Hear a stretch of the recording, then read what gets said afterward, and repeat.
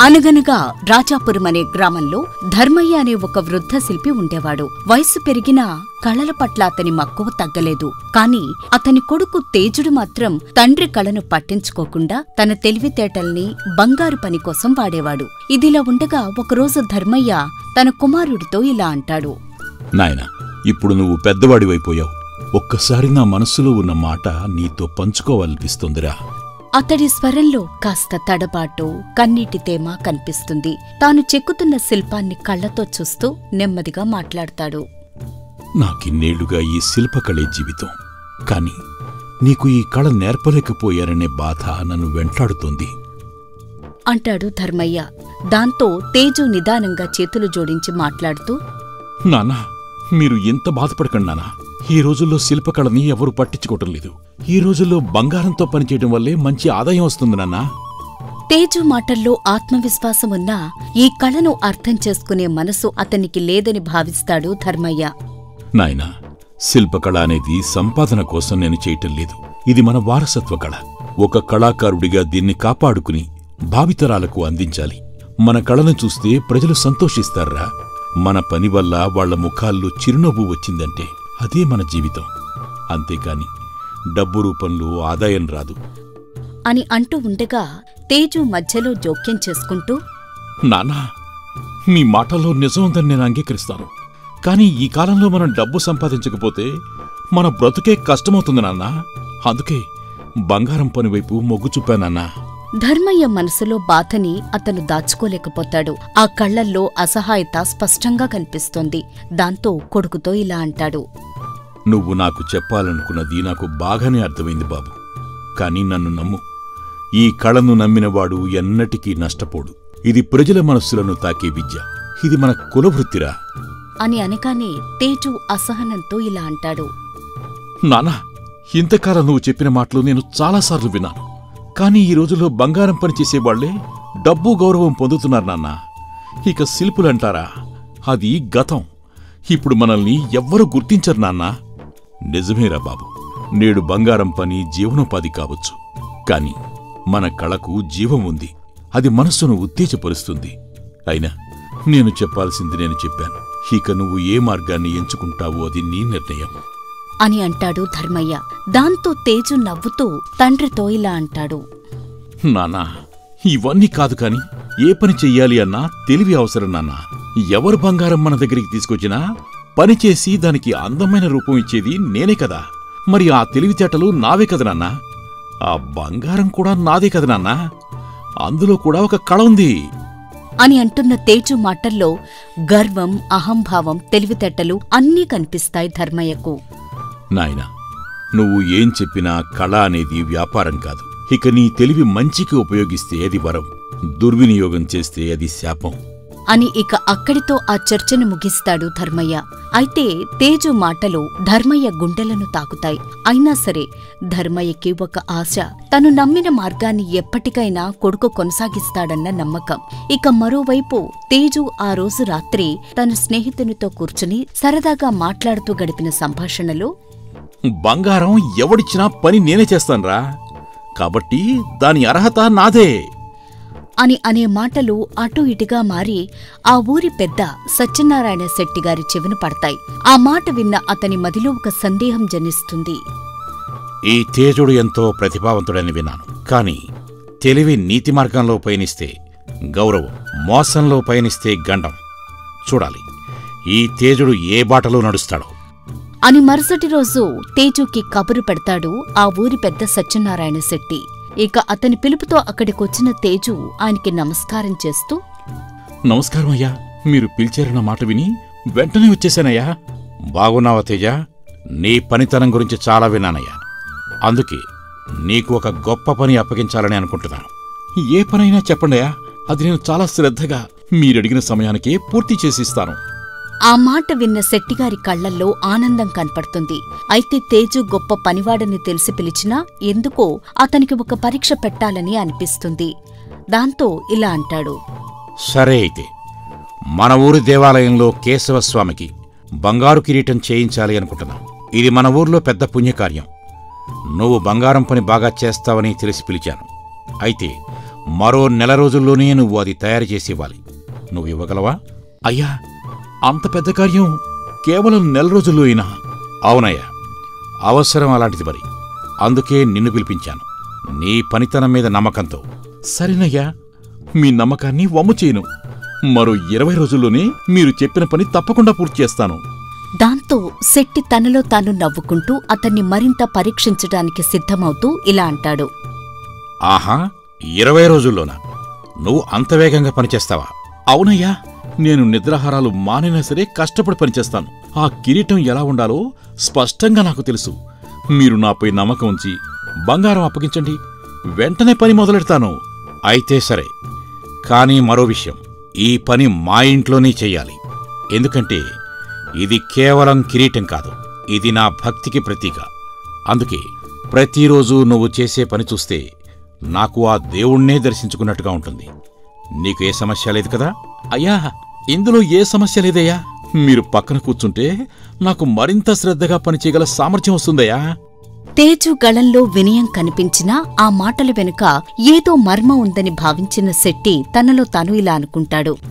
ఈ తేజుడు చాలా తెలివైనవాడిలా ఉన్నాడు, కాని ఎంతటి మేధావైనా అత్యాశకు పోయినప్పుడు తప్పకుండా తప్పు చేస్తాడు. సరే, చూద్దాం ఇతడి కళ ఎంత నిజమైందో, ఇతడి మనస్సు ఎంత నిష్కల్మషమైందో. అలా శెట్టిగారి పరీక్ష మొదలవుతుంది. తేజుకి ఆ పని అప్పగిస్తూ బంగారాన్ని శ్రద్ధగా శెట్టిగారు అతని చేతికి అప్పగిస్తారు. ఆ బంగారాన్ని ఉపయోగించి కేశవస్వామికి కిరీటం తయారు చేయడం అదిప్పుడు తేజు బాధ్యత. అలా తేజు పనిలో లీనమై ఉంటాడు. అది చేస్తూ తనలో తానే మురిసిపోతూ, ఈ బంగారం ఎంత నాణ్యంగా ఉంది, నిజంగా కిరీటానికి తగ్గది. కాని ఇది కోనేట్లో మునిగితే బయటకు వచ్చేది మాత్రం అని ఏదో పథకం వేస్తూ తన పనిని ఆపకుండా తనలో తాను నవ్వుకుంటాడు. అలా పగలంతా ఆ శెట్టిగారి ముందు కిరీటాన్ని తేజు చెక్కుతూ ఉంటాడు. ఇక రాత్రైతే తేజు తన ఇంట్లో రహస్యంగా చీకటి గదిలో కొవ్వొత్తి వెలుగులో తేజు అసలైన మాయ మొదలవుతుంది. అతడచ్చం అలాగే ఉండే మరో బంగారు కిరీటాన్ని పంచలోహంతో ఎవరికీ తెలియకుండా చెక్కుతూ తనలో తాను ఇలా అనుకుంటాడు. ఈ నకిలీ కిరీటానికి ఆ అసలు కిరీటానికి నా పనితనం ఉపయోగించి ఒక్క గీత కూడా తేడా లేకుండా రూపొందిస్తాను.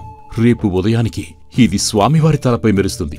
కాని ఎవ్వరికీ తెలీదు ఇది అసలు బంగారం కాదని.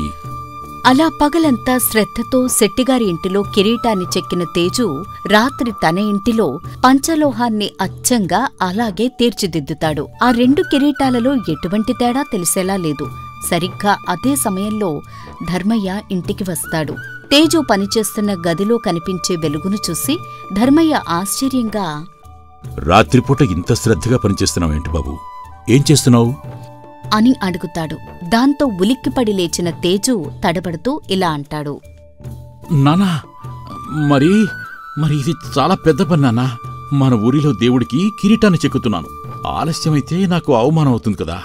అందుకే నిద్ర వదిలిపెట్టి మరీ పనిచేస్తున్నాను నాన్నా.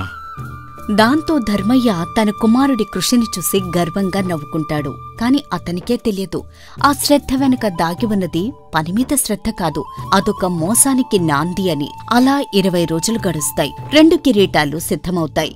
ఒకటి నిజమైన బంగారు కిరీటం, మరొకటి మాయతో చేసిన పంచలోహ ప్రతిరూపం. రెండింటి మధ్య తేడా కనిపించదు. ఇప్పుడు తేజు మాయా పథకం సిద్ధంగా ఉంది. ఇప్పుడు తేజు ఆత్మవిశ్వాసంగా నిద్రలేని కళ్లతో శ్వాస పీలుస్తూ, ఇప్పుడు ఎంత పెద్ద మేధావులొచ్చినా ఈ తేడాను అస్సలు గుర్తించలేరు.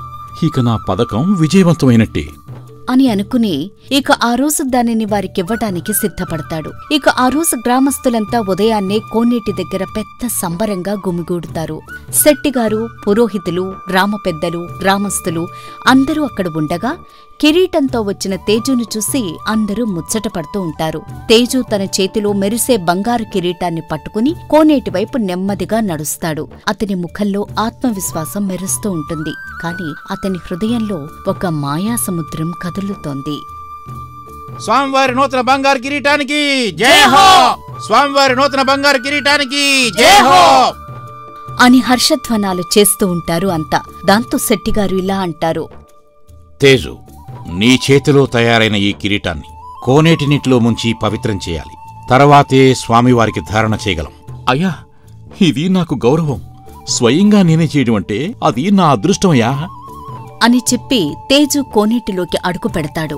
నీళ్లు అతని మడమల దాకా వస్తాయి. 2 చేతుల్లో బంగారు కిరీటంతో జాగ్రత్తగా ముందుకు నడుస్తూ ఉంటాడు. నీటి అడుగున మరొక కిరీటం అప్పటికే దాచబడి ఉంటుంది. అది పంచలోహ కిరీటం. అప్పుడు తేజు నీటిలో కిరీటాన్ని ముంచుతున్నట్టు నటిస్తూ నీటి కింద బంగారు కిరీటాన్ని బురదలో పెట్టి పంచలోహ కిరీటాన్ని పైకి తీస్తాడు. అలా కిరీటం మార్చి తేజు బయటికి వస్తాడు. ఇది స్వామివారి ఆశీర్వాదంతో పవిత్రమైందయ్యా. ఇప్పుడు ఈ కిరీటాన్ని ఆ దేవుడికి అర్పించవచ్చు. అదే రూపం, అదే కాంతి. నీ చేతి పని నిజంగా అద్భుతమయ్యా. అలా పురోహితులు స్వామివారి విగ్రహానికి నూతన కిరీటాన్ని ధరిస్తారు. ఆలయ గంటలు మ్రోగుతూ ఉంటాయి. గ్రామస్తుల ఆనంద నినాదాలు మారుమ్రోగుతూ ఉంటాయి. ఇంతలో శెట్టి తేజు పక్కకు నిలబడి అతనితో ఇలా అంటాడు. నువ్వు నిజంగా ప్రతిభావంతుడివయ్యా తేజు. నీ పనితనానికి బహుమతిగా ఇదిగో 100 మొహరీలు తీసుకో. ధన్యవాదాలయ్యా. మీ ఆశీర్వాదం నన్ను ఈ స్థాయికి చేర్చింది. తేజు విజయవంతంగా తన మాయను నెరవేరుస్తాడు. ఊరంతా అతణ్ణి శిల్పకళా పితామహుడిగా కీర్తిస్తూ ఉంటారు. కాని ఒక్క వ్యక్తి మాత్రం మౌనంగా విచారిస్తూ ఉంటాడు.